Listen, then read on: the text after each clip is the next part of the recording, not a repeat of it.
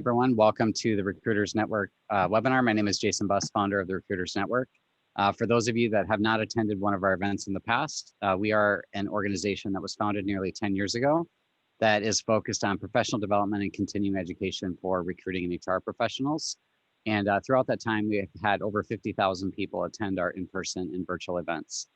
We're very excited today to talk about a very timely topic, as many recruiting professionals are planning for 2021 as they reflect on what's happened throughout the course of this year. I wanted to pause and give a special thanks to our sponsor for today's webinar, Lever. Lever recently conducted a survey around 2020 in the state of recruiting. And throughout the webinar today, we will be talking about some of the statistics that they collected as a result of that survey of recruiting professionals. And we'll be asking our own polling questions live as well to give everyone a sense for where other companies are at when facing some of the same challenges overall. So again, thanks to Lever. And I would like to introduce our moderator for today's panel, Tiffany. I'll turn it over to you. Thank you, Jason. Good morning, good afternoon, good evening. I appreciate you all attending. As Jason said, my name is Tiffany, and it is my pleasure to be moderating today's panel. And with us today, we have got a panel of talent acquisition leaders, recruiters, recruiting managers, recruiting strategists, individuals who have just a ton of experience in the function and industry. So we'll be talking with them today, getting insight from them about their experience in talent acquisition, staffing, recruiting, and what things are going to look like and what we can anticipate in the coming year. So I'd like to have the panelists introduce themselves, and we'll start with Kirsten, then we'll go to Rebecca, and then Ryan. So Kirsten. Hi, everyone. Thanks for having me, Tiffany and Jason. I am Kirsten Greggs, the founder of Trap Recruiter LLC. It's an organization that's committed to bringing trust, relationship building, accountability, and a proactive approach back into the recruiting lifecycle. Excellent. Thank you, Kirsten. Welcome. And Rebecca. Hi there. I am formerly from Cracker Barrel Old Country Store as the Senior Director of TA. If COVID has taught us anything, it is that life is too short to live where you don't want to live and do the things you don't want to do. So I am looking to move back to Arizona and looking to try a new industry. So excited to be here. Hey, everybody. My name is Ryan Steen. I lead recruiting operations, onboarding, and the campus recruiting program for Thomson Reuters. And with all the snow that we've had here in Minnesota the last couple of days, I am probably looking to go to Arizona or somewhere else as well. I think Rebecca can fix up a closet for you, Ryan. Well, thank you all again for being here. And again, thanks to Lever for sponsoring today's webinar. As Jason mentioned in the introduction, we do have some polling questions. So if you will check your screen now, we have our first polling question, which is, will your recruiting strategy look different in 2021 than it did in 2020?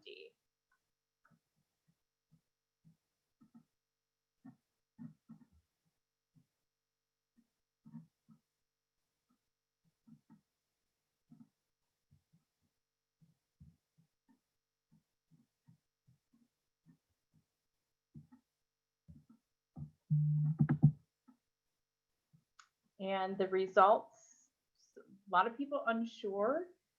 For the most part, yes, the recruiting strategy will look different in 21 than it did for this year.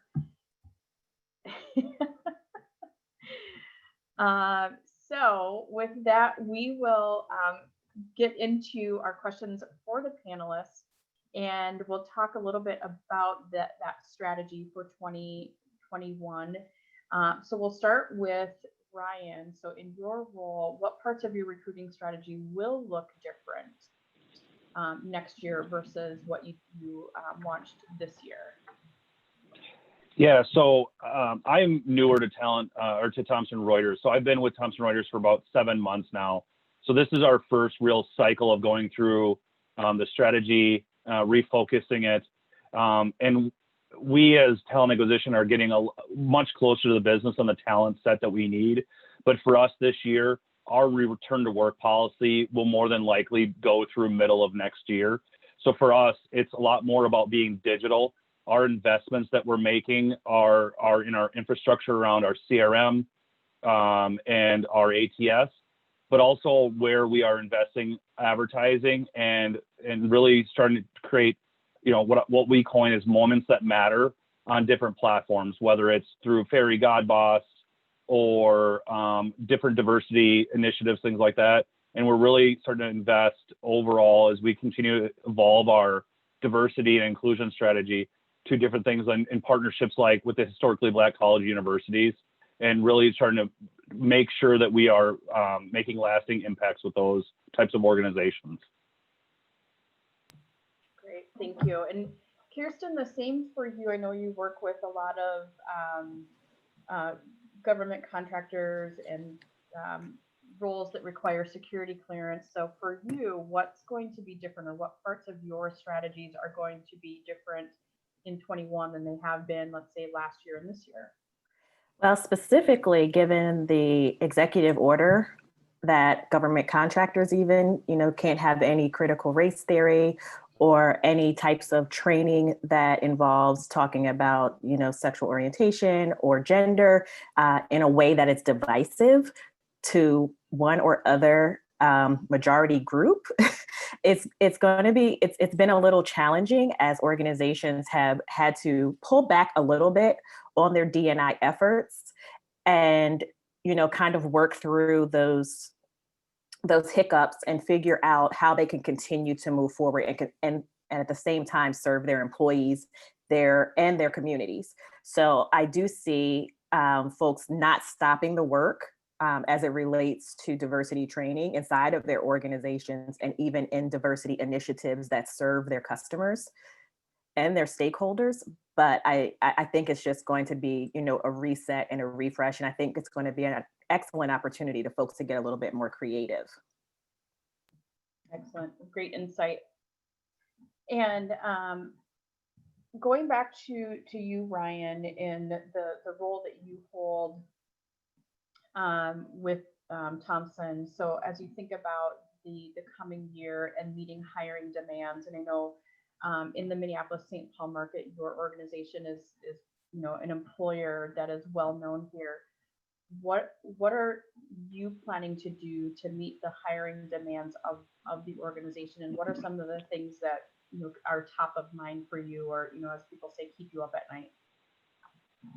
Yeah, that's a great question. So for us, we have a newer CEO, and I think we're really proud of Steve Hasker and what he is bringing to the table as a new CEO for us.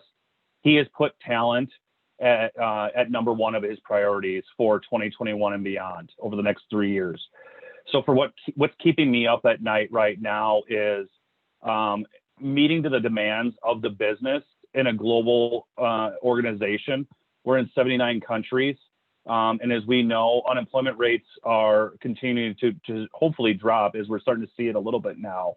But really starting to also meet the initiatives that we've set out and we've been very robust about talking about with our diversity initiatives. So we are trying to double our Black population at the leadership level, so director and above, while also increasing our women in leadership roles to 40%. We're currently at about 30% right now. So those are two big areas.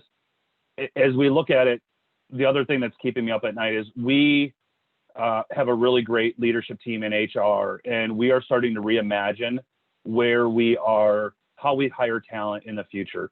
And so right now in the US specifically, we hire primarily in 4 hubs: Minneapolis, Ann Arbor, Dallas, and New York, and then Toronto and Canada. And we're starting to really work through how we can hire talent regardless of where they sit, not having to be able to relocate them. And COVID's really accelerated that program and initiative for us. And so for me in my world, in the operations and strategy side, it's really about how do we connect the team in a remote environment and continue to strengthen our foundation around keeping candidates and our recruiters and hiring managers engaged throughout the process. And so that's a big one for us. And Ryan, you mentioned sort of the diversification or the representation in a variety of roles. Is that specific to the U.S. or is that across the globe? That's across the globe. And so in the U.S., with what I highlighted around doubling our Black leader population is specifically the U.S. and then 40% for women. But then we each of our regions, whether it's EMEA, APAC, LATAM, we have each region has different diversity initiatives. They're very similar in scope, and that kind of roll up to the greater plan. Excellent. And just out from my own personal curiosity, does any of that involve succession planning, expat, repatriation, anything along the lines of moving people laterally throughout the organization? Yeah. So what's nice about it is, and I commend it to our people analytics teams, has given us the data and then the commitment from our HR leadership. But we're almost taking a bottom-up approach and looking at the talent that we have at our individual contributor level or line level employees, and then we're breaking it down by each job function and ensuring that all of our population has talent planning completed. What does their succession roadmap look like? And that was something that we had really put a focus on over the last 6 months because our diverse population, only about 42% had a talent plan and a talent management plan as far as how they're going to develop, et cetera. And so I'm proud to say that today that we're upwards of 70% and continue to grow that each month as we put in more focus on that as well. Excellent. Thank you for that. Well, next up, if you take a look back again at the screen, we have another polling question. Is your organization now expanding its access to talent by now hiring candidates regardless of location?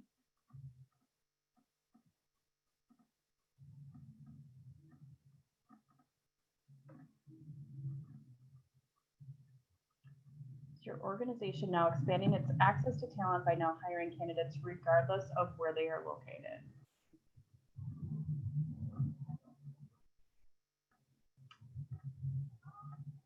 Interesting. And what I find interesting about this, just given global pandemic and so many organizations have been adamant up until this point about having butts in seats and you have to be in the office. This work cannot be done remotely. And here we are, everyone essentially with the exception of people in manufacturing type settings or the essential workers, we're doing a lot of this work from home. But yes, very significant amount are looking at regardless of location. Some no still, and then another third, just over a third, still trying to figure it out. Excellent. So next we want to talk a little bit about the adaptation of the future of work and how this has changed recruiting strategies. So Rebecca, in your work within your organization, how are you and your teams adapting to the future of work, and how has that impacted your recruiting strategy? Well, when I was with Cracker Barrel, we had a lot of hourly employees. So 70,000 of our employees were hourly. And so one of the things that we really had to shift is as people got nervous again about COVID and some of the changes that were happening, we needed to shift our philosophy. Instead of looking for a schedule or looking for a background, we needed to start looking for potential or for talent. So looking at what people bring to the table and what they like to do naturally and what can we train on, as opposed to do they have this exact background, this exact set of skills. We're also moving to remote interviewing. We've done that completely for the home office. And so created a full-on process with a pre-recorded introduction. One of the things that we find when we're listening to our interviewers is that they ask the same questions, right? Tell me a little bit about yourself. And so each time the candidate has to repeat themselves. And so we started with the pre-recorded intro, asked them to give us just 2 minutes of what kind of things they want us to know, and ask them a couple of questions, and then they send that off. We sent that to the interviewers ahead of time, so they had an opportunity to look at that. That saved a lot of time in the interview process and from the candidate having to repeat themselves. And then we went to a full-on moderated interview process. And so that is something that I think that we'll continue to do. We've got lots of really great feedback from candidates as well as from hiring managers, keeping them to 45 minutes, make sure that that candidate's comfortable, giving them a list of things to plan for. And we've done that with new unit openings as well, and that has been really successful. So doing video interviews prior to on-sites, typically it had been like a 2-week period where you show up and then you went through the process. And we were able to use video interviewing to start the process sooner so that when they showed up, we were able to make hires faster.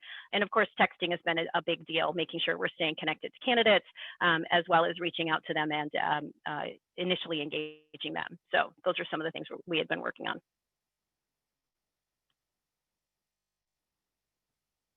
I love that.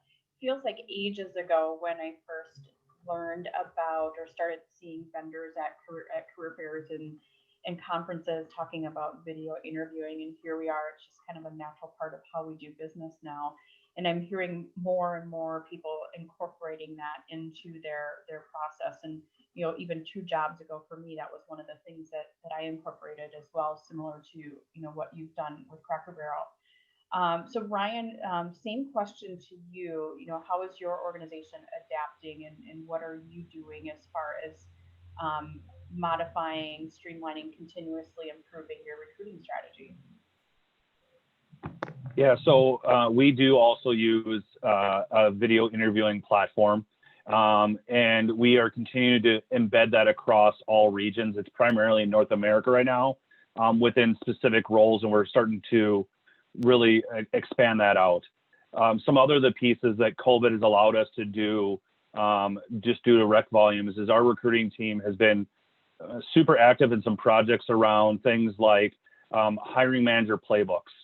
So we've created playbooks for each of our business units, or within specific talent like technology, news or editorial, sales, etc. And it is specific playbooks to how we will hire talent within those specific functions. And then we then revamped our interview guides as well, similar to what Rebecca was talking about with the types of questions we're asking and all of that. As we start to look at our recruiting strategy as well, and starting to adapt it, we're incorporating more assessment type tools in our processes as well. So we have a sales assessment, and we also have a technology coding assessment that we've embedded into the part of the process as well. I want to add something as well to that, Ryan, as you mentioned, looking at our interview guides, not only looking at making sure that our questions are aligned with our values, but one of the things I've switched up a lot is I'm a behavioral-based interview fan, love it, and we've been doing it a long time, but I have started to switch up questions to also add in situational questions as well as opinion questions, because one of the things that's really important for us as we think about the future of work is dealing with ambiguity. It's understanding change management. It's some of the other things that is sometimes a little harder to measure. So looking at making sure that we're asking questions that showcase how people think as well as things that they've done. That's made a big difference in making sure that our strategy is aligned with the people that we need to hire. Thanks.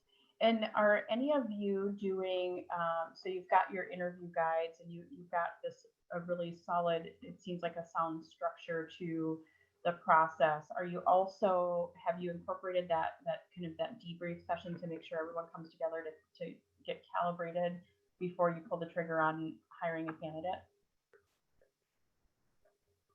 Yeah, for us, nodding. Yeah.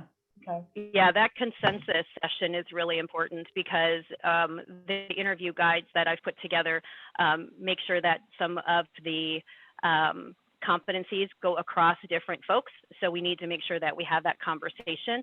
Those are ones that I've built through a lot of different experiences that I've had at previous companies. So use some different tools, but build them myself, and then make sure that that consensus meeting happens, because I've found that a lot of times where somebody is set on a candidate ahead of time and they'll email you their information and you're like, hey, let's have that conversation. And once you start talking, you all see different things. And so having that consensus, using those guides and having people actually write down and stick to the questions makes a big difference on how we're able to hire the right person. And there have been several examples within the last 6 months where someone was set on going one way, and when we had that conversation, they realized that there was a candidate that was a better fit based on that discussion. Right. And real quick, there was a question that came through. You did respond, but has anyone used or would recommend an interview guide software? I've never used a software. I've always developed my own questions based on the competencies we're looking for and the skill sets needed. But okay, thank you, Rebecca. Yeah, I mean, go ahead.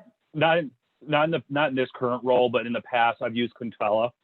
Okay. That has been a great one that we've used. And with the current platforms, the video interviewing and then the assessments, they also have some questions that we've pulled from them to help guide it. To elaborate on Rebecca's point, for us, we've really started to mandate that all candidates get feedback, that get interviewed.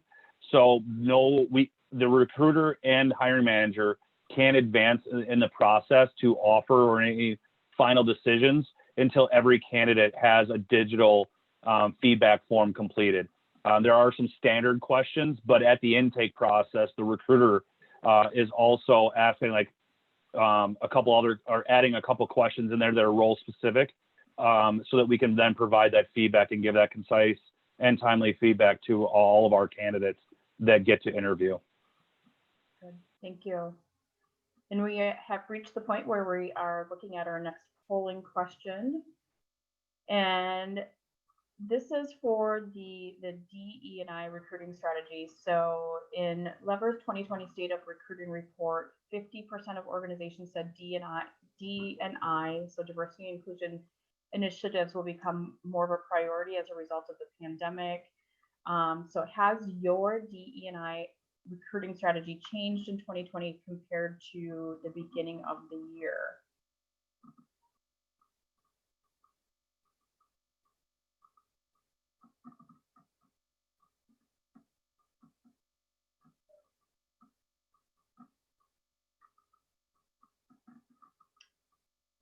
Pretty cool. So majority, yes. And I would imagine a lot of this stems from the social unrest. And of course, I'm embedded here in Minneapolis, St. Paul, as is Ryan, just south of me, where we had the killing of George Floyd, which essentially was, the tipping point. And now that we kind of, raised our voices again, it's more at the forefront. So it's very good to see that there are a majority of us that are revising that strategy for DE&I. So with that, that gets into our next question, and that is, how has your DE&I, so diversity, equity, and inclusion strategy, evolved to attract and hire more underrepresented talent? So again, Kirsten, I know you work in a lot of the federal contracting space, lots of individuals that require security clearances. It's a little more specialized, but what are some of the things that you're doing to evolve or change your strategy to go after underrepresented candidates? I've always gone after underrepresented candidates, but now it's a lot easier to get buy-in. Now it's a lot easier to get people to understand why we need to be at the HBCU outside of even the college recruiting season, why we need to be looking in other places that we haven't before, without giving them, well, how much money is this going to make? Without giving them a concrete and definitive, this is going to improve your culture by X percentage. Folks are now seeing just how important and just how meaningful a strong and a focused, impactful DE&I strategy is for their business. And I knew you were going to say that you've always done that. I knew that. I knew you were going to say that. So with that, I'll also ask Rebecca the same question. So what are some of the things that you've done to either revise, evolve your DE&I recruiting strategy? Yeah, so with the racial revolution and everything that came out of the murder of George Floyd and everything happening after that, I lobbied to make sure that there was an anti-racism statement that got added to every single job ad. You will see that on Cracker Barrel job ads, that there is an anti-racism statement to say that that's not okay. And then what I'm working on at Cracker Barrel was expanding what that definition of diversity looks like. So it's really easy for us to continue to hire a certain type of leader, especially in the field, right? When you've got 660 restaurants and we know what a typical profile looks like.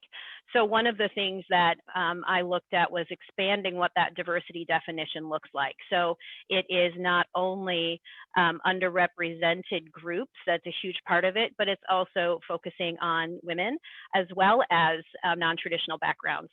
So looking at different candidate personas and what that looks like, and creating not just the typical one that was easy to hire from, but also 3 different ones that had different backgrounds and experiences and pieces to what they bring to the table. So really looking at a broader definition.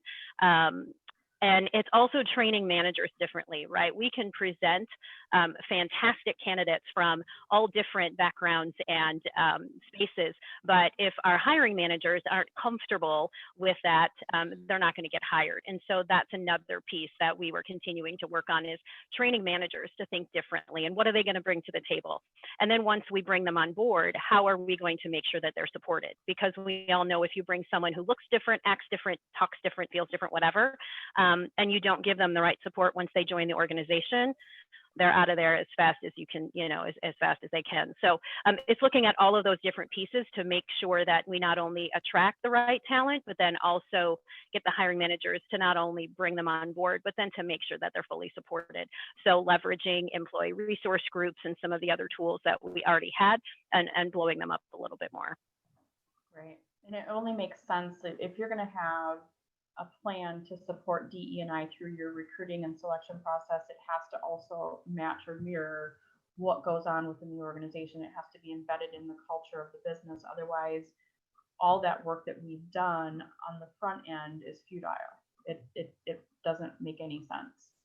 And Ryan, you also talked a little bit about this early on as far as the evolution of the strategy for DE&I recruiting. Anything else you want to add as far as things that have been done differently to attract and recruit underrepresented talent?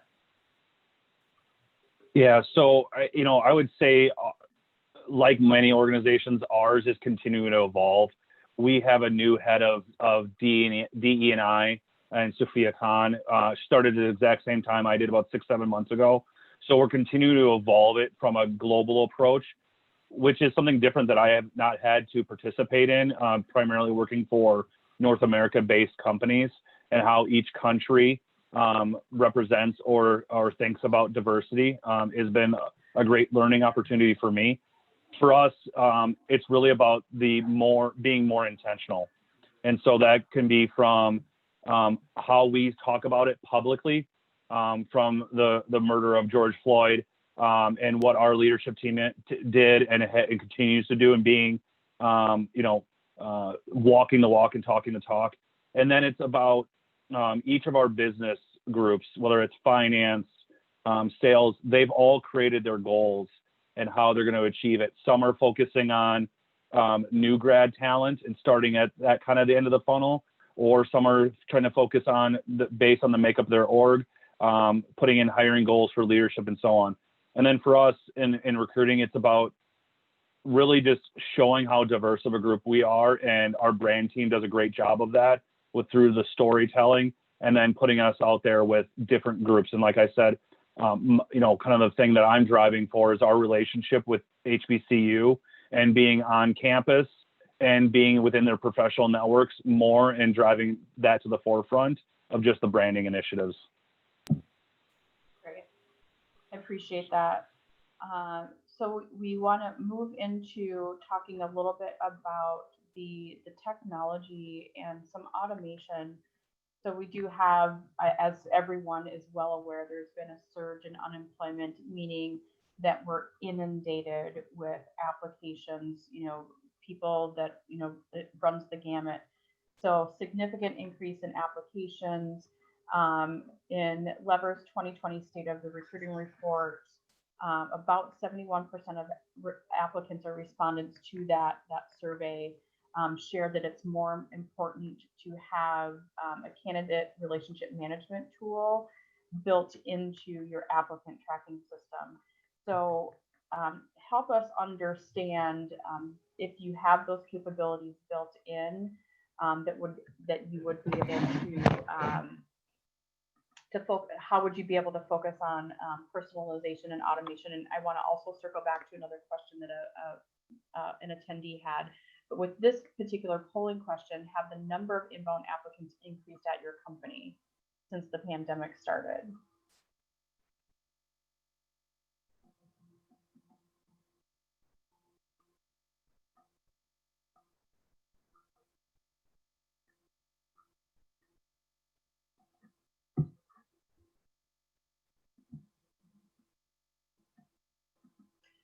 I actually would have thought it'd be higher than that. So 55% at yes and 45% at no.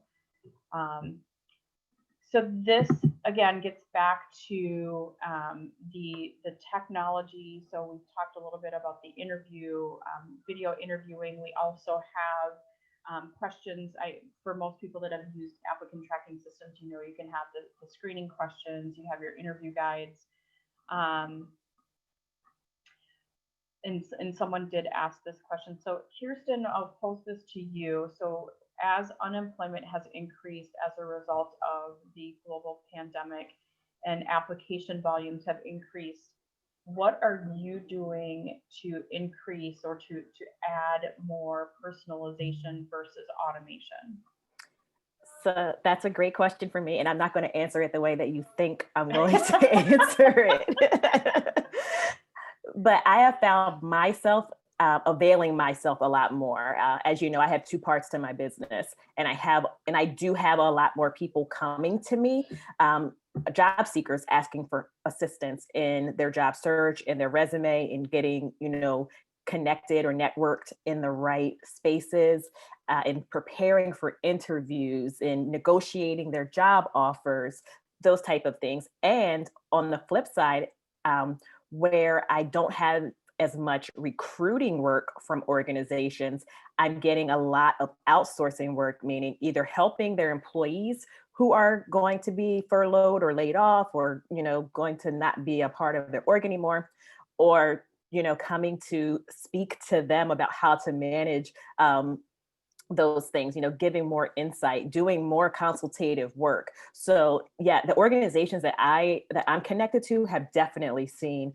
an influx of more candidates coming in, and they want to be attentive to them. They want to manage them. They don't want to, you know, get 100 applicants and, you know, just ignore the majority of them. I too was very surprised by the responses on the poll. I thought it was going to be like 100% said yes, but you know, I'm quite surprised that it was close to, you know, like a 50% mark. But yes, I have found myself pivoting and definitely being more available and being responsive even within my customers' applicant tracking systems, not sending the automated message, you know, trying to get through the work, but actually being, you know, personalizing. You know, if I see someone whose resume just needs like a couple tweaks, you know, I might reach out to them and say, hey, if you do this, this might help you be more attractive in other areas and things like that. So yeah, I'm just being more available and more consultative with both job seekers and with organizations. And as far as being a consultant So organizations seek you out. You're an expert in the industry. If they were to say, you know, how do we balance being personal versus using automation, you know, to make sure that we're enhancing that candidate experience? What recommendations or what advice do you have to ensure that they're striking a balance with that? I definitely stop trying to reach people one-on-one and reach people in a group. So you can invite them to your webinar. You can host an open house online. You can do a lot of things. You can reach more people, or you can reach more people, and more people are out here actually looking for you, or actually out here searching and saying, you know, who's got the jobs I'm looking for, who's going to help me, you know, through this situation. So I've seen a lot of organizations, like I said, that will sponsor a webinar, that will sponsor a resume review, whatever the case may be, and they're reaching more people, and they are attracting their future employees. Excellent. Thank you, Kirsten. And Rebecca, same question for you. So what are you doing? What are you and your team doing to approach that personalization and balancing that with automation?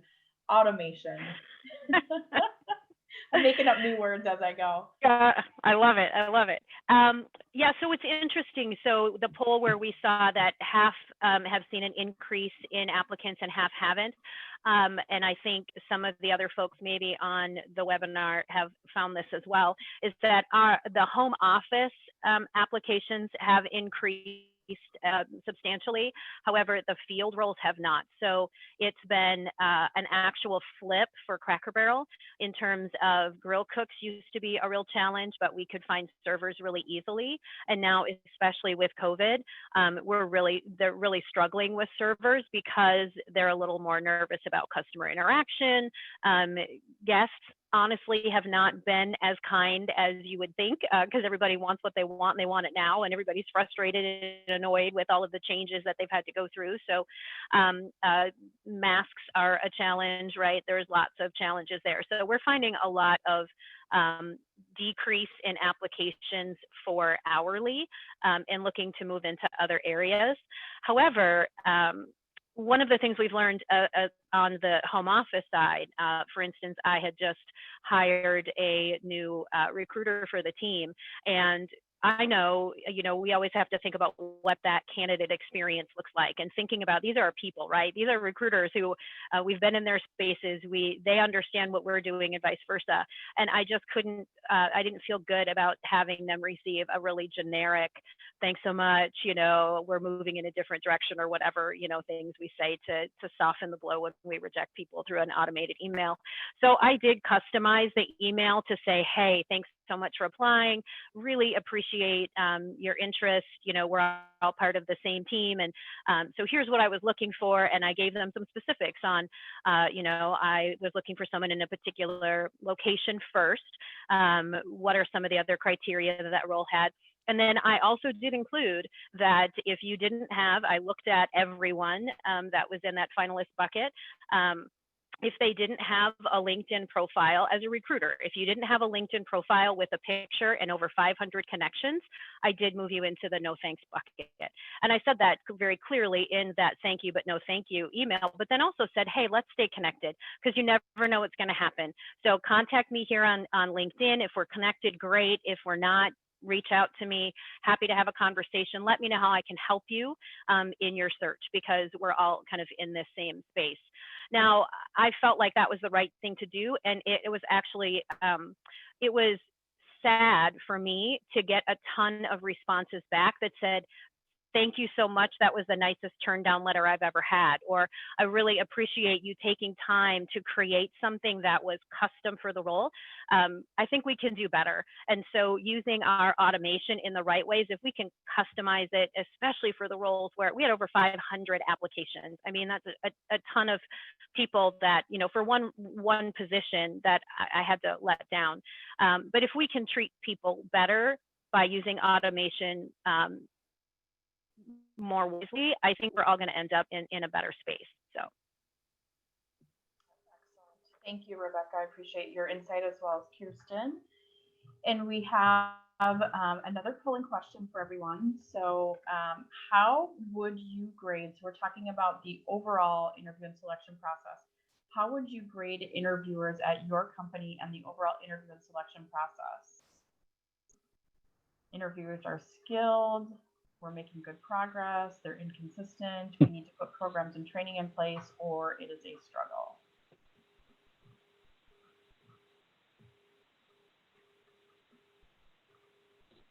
We're definitely a B, but I love the grading system here. Yeah. F or so.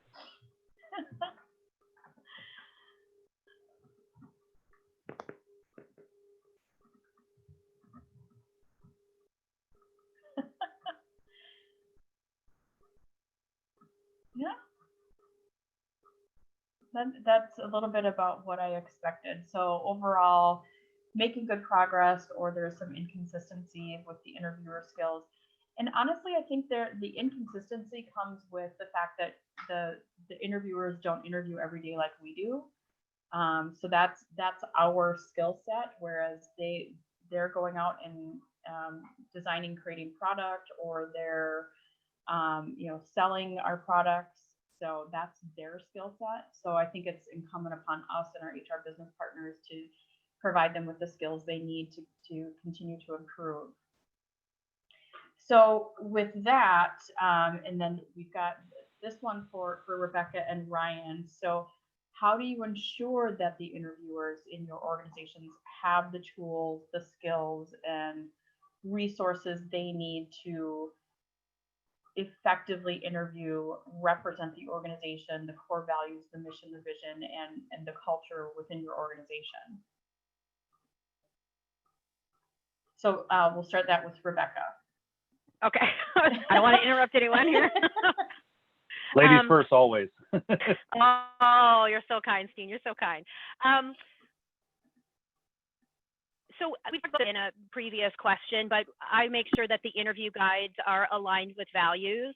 And I think it's important as we think about what that means. You know, we say culture fit a lot, but what is that? That's whether we like someone or we don't, or they fit within our particular team. And so we make sure that the guides are aligned with the values of the organization so that it's consistent, and then continuing to drive that once they're hired through the review process as well as the development process.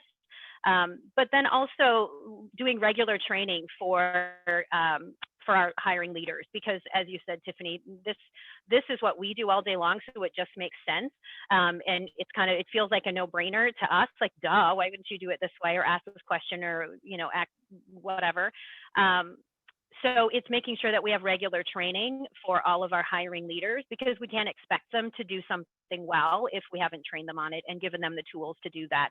So to me, it's not just talking at someone or doing a webinar. It's, hey, we're going to pull out the interview guide and we're going to do a role play, and we're going to talk about the difference between what a skill is and what a strength is and what talent is. And we're going to look at different profiles of people and say, hey, would you, and having conversations about what a strong candidate looks like, as opposed to maybe what we've thought in the past.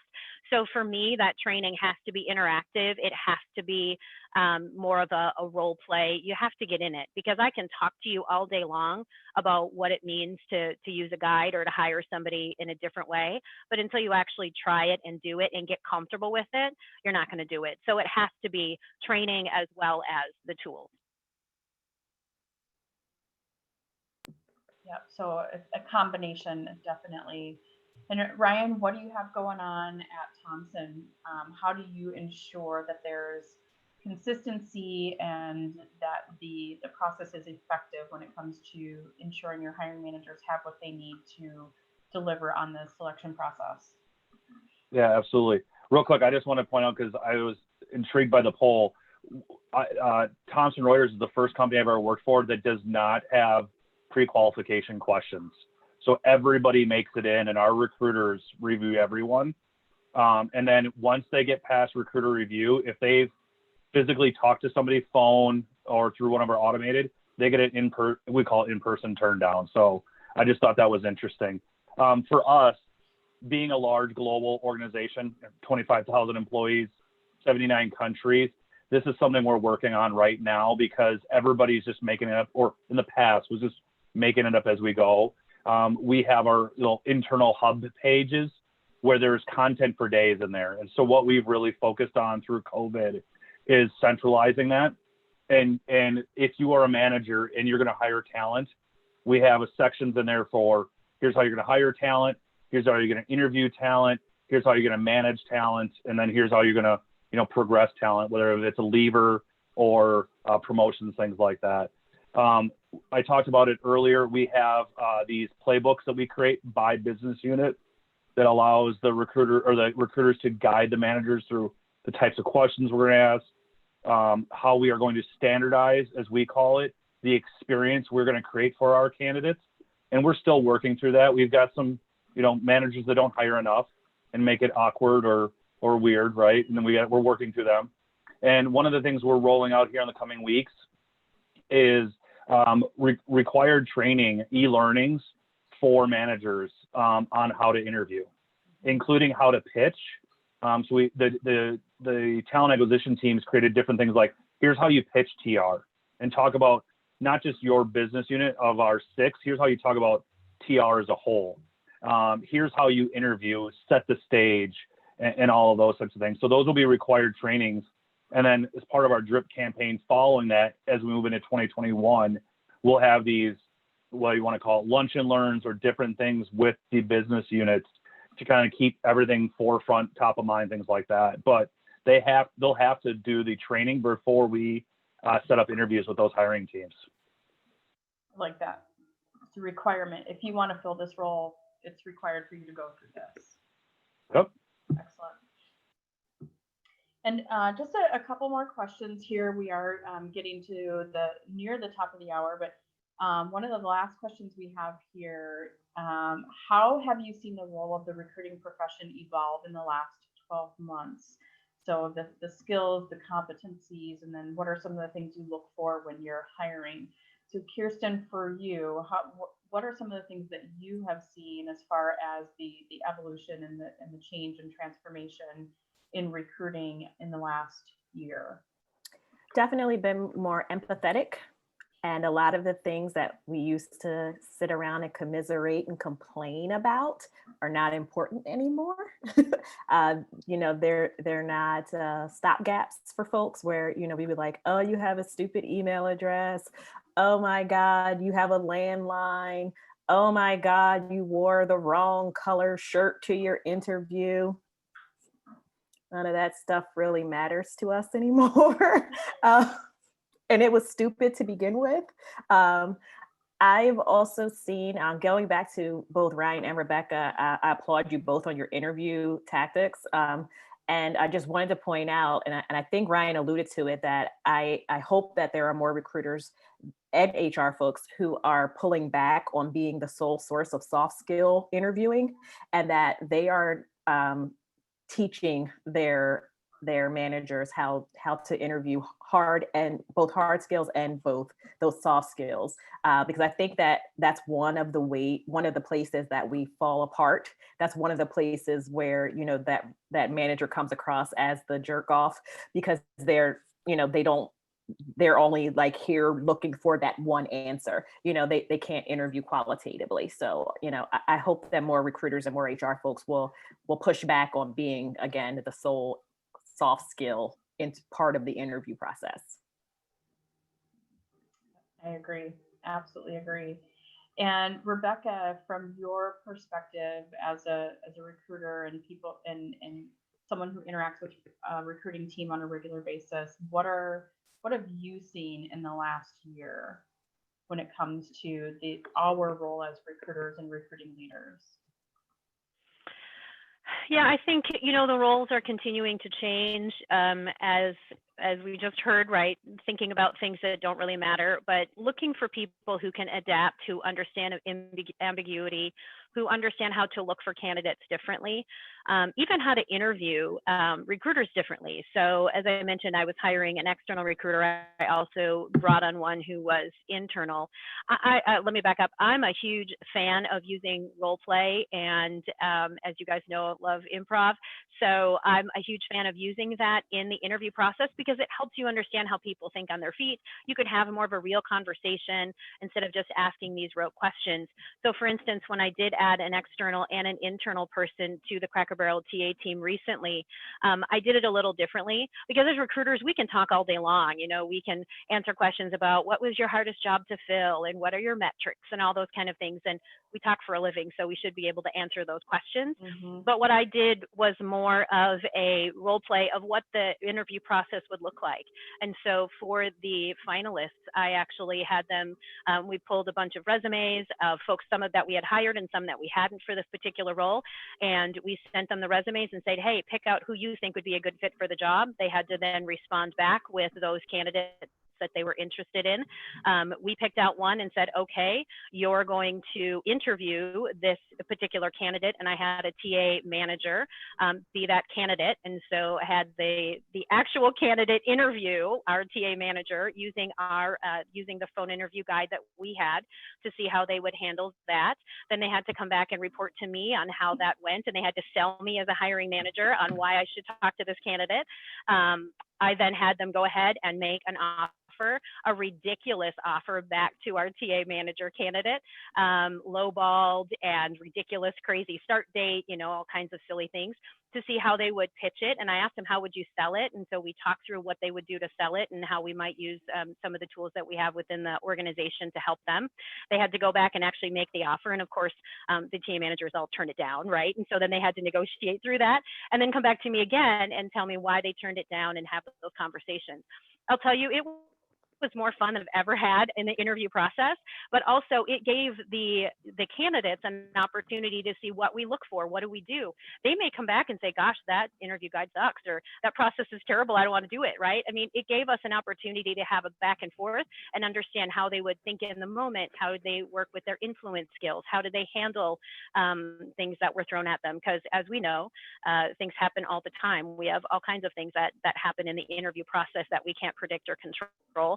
So understanding a little bit more how they handle that, that was more telling for me on how they would be in that particular role than any typical interview process. And so I think switching up how we do things is going to help us be better in the future, not only to make sure we're getting the right person on our team, but also to make sure that they feel like they understand before they actually join. Excellent. And off topic, Rebecca, if you could go into the chat, someone's asking about your headset. Oh, they want a headset like yours. So if you can type that in there. And let them my know husband works for a headset company, so I got it. So I will give you more information. So we do have a couple other questions remaining, but before we get to that, I also want to ask if I don't know if Lever has video capability or not, but there was one question about recommendations for video interviewing. As far as software specifically, I know we've got things like Zoom and Skype, Google Hangout, all of those types of things. You can even do FaceTime and whatnot. But have any of you used a specific software that you've attached onto a Lever or your own applicant tracking system? I'm not sure if Lever does or not, but we use HireVue for our majority of ours. And then we're actually starting to play around with 2 other platforms for different broadcasting. One's called LinkedIn Events. So LinkedIn has got their type of like Microsoft Teams live event that they're doing, and then Handshake as well when we do our campus. And I do see that Lever has the ability to interface directly with Zoom. So that's another option as well.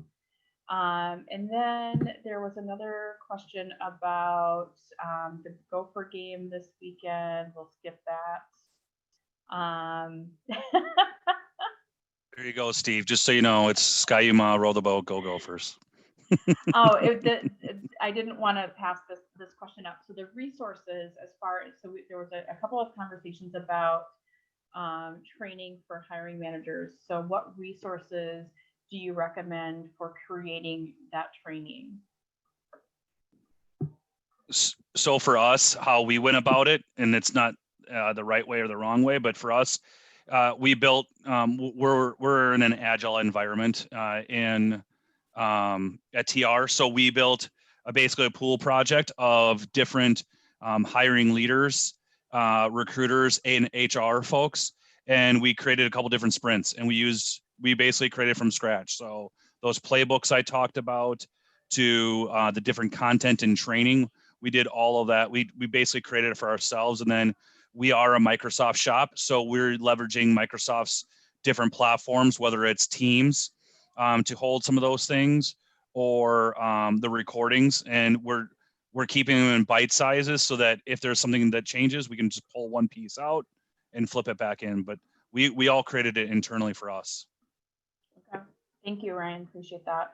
And if we have that last poll question that we can place up there. So Lever, our sponsor, thank you again. Would you like a custom demo of Lever? Yes, please. No, not at this time, or maybe later.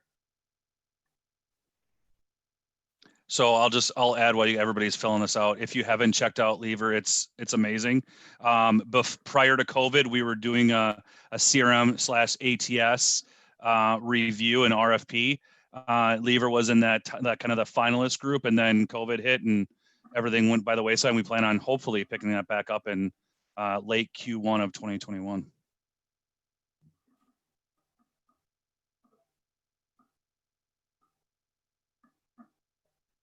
We will have these poll results available. And then our final question here for all of the panelists, we'll go around quick here. So what's the #1 prediction you have for 2021 related to recruiting and talent acquisition? So Ryan, your #1 prediction. For mine, it will be the use of AI while not losing the personalization. So I think there's going to be technology out there that will allow us to sort through candidates better, rank them without losing that automate or that personalization. And so I think that's the prediction for me for 2021. Rebecca, same question. Your #1 prediction for 2021 and recruiting. You know, the saying of, if you do what you've always done, you'll get what you've always gotten. In the future, I think if we do what we've always done, we're going to go out of business, just in general. I think we have to shift on how we look for candidates. We have to meet them where they are. We have to think about what remote looks like. We have to be uncomfortable. We have to make changes that are going to be better for a work-life balance for the future. As I said, COVID has shown us that life is too short to do things that you don't want to do or be places you don't want to be. So we need to make sure our businesses are thinking about remote work, more flexibility, less regulated PTO, making sure, especially for, for restaurant managers, we had people were saying, I don't want to work 55 hours a week. I just don't. I'm not going to do it. So we have to adjust, because otherwise candidates are just going to say, peace out, I'm going someplace else. Right. And Kirsten, your #1 prediction for recruiting and talent acquisition in 2021?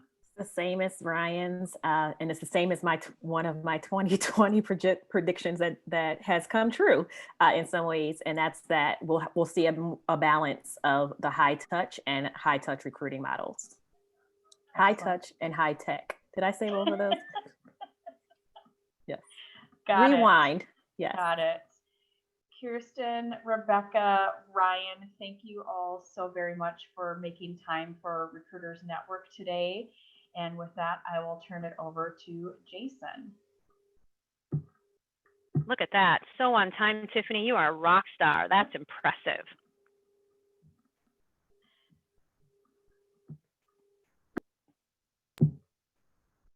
In true COVID fashion, looks like we lost Jason. Yeah, Jason peaced out. So that's Thanks, that's everyone. fine. Everything's fine. I'm fine.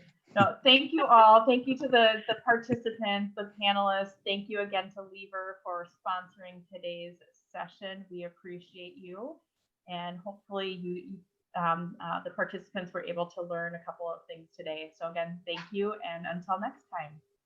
Thank you, everybody.